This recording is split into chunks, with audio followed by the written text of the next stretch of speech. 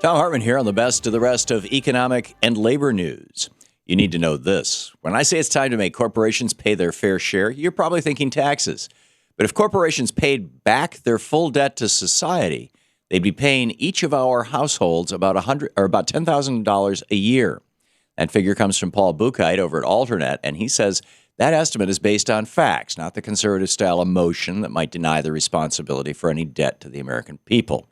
Using data from the National Science Foundation, Paul calculated that about half of that yearly stipend would be our return for all the public money invested in research.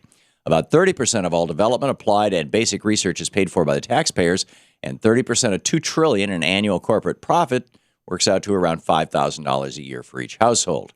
Another $2,000 would be payment for pollution and other disaster relief costs paid for by John Q. taxpayer, and it would reimburse the American public for things like drilling for oil on public lands and cleaning up toxic chemical spills. In addition to the $2 trillion stashed in offshore tax havens, corporations rake in tons of cash in direct and indirect subsidies. So the remaining $3,000 would reimburse us for corporate welfare and tax dodging, like overseas tax havens and government subsidies to giant corporate industries. When we add all that up, it comes to $10,000 per household per year. And that's a pretty small c conservative estimate.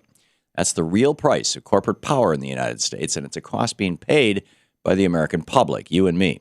Corporations used to return these public investments in the form of larger paychecks and pensions and benefits. Today, they simply buy back their own stocks and call workers greedy for demanding a living wage. We give them the opportunity to do business in our great nation, so if the corporations won't pay up the way they used to, perhaps it's time they simply cut each of our households a $10,000 check. It seems like only yesterday that the Don't Ask, Don't Tell policy came to an end in our military, and now it appears that one more discriminatory ban may be changed as well. At a recent town hall event in Afghanistan, our new Defense Secretary Ashton Carter said that he doesn't believe gender identity should disqualify someone from military service. According to the Williams Institute, there are more than 15,000 transgender active duty servicemen, members, or reservists, and more than 130,000 transgender retirees and veterans. Many of these individuals were willing to give their lives to defend our country, and they should never have to hide who they are.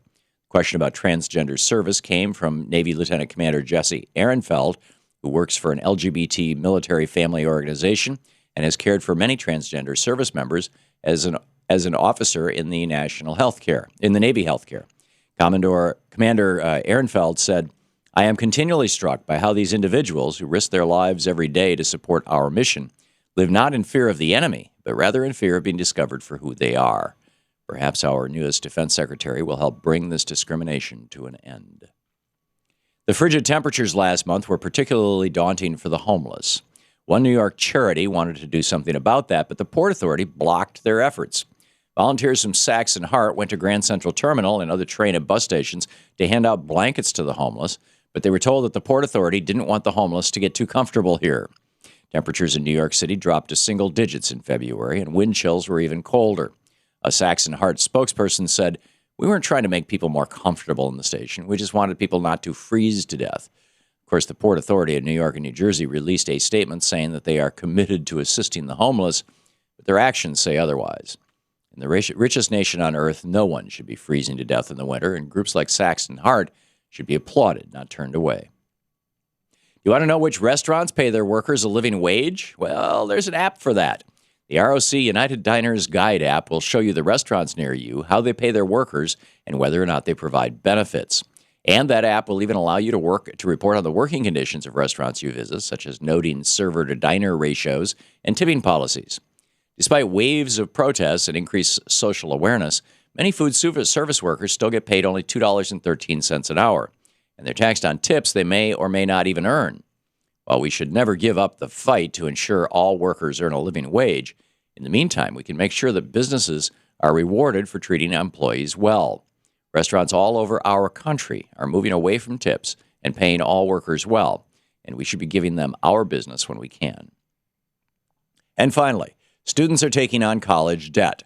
15 young people who attended Everest College, a subsidiary of Corinthian, are refusing to pay for the useless degrees they got from that university. Corinthian is under investigation by state and federal officials because of their predatory lending practices And as such, the college is providing students with relief for their private loans. However, the so-called Corinthian 15 are demanding relief for their federal student loans as well. Nathan Horns, one of the students who refuses to pay, said, "I did not get the education that I was promised. I did not receive any knowledge that I could use in my day-to-day life to get a career." Like graduates from so many for-profit institutions, Nathan and the rest of the Corinthian 15 realized they were duped, and now they're doing something about it. Standing up to for-profit colleges is a great place to start in the fight for affordable higher education. And that's the way it is for the week of March 2nd, 2015. I'm Thom Hartmann on the Economic and Labor News.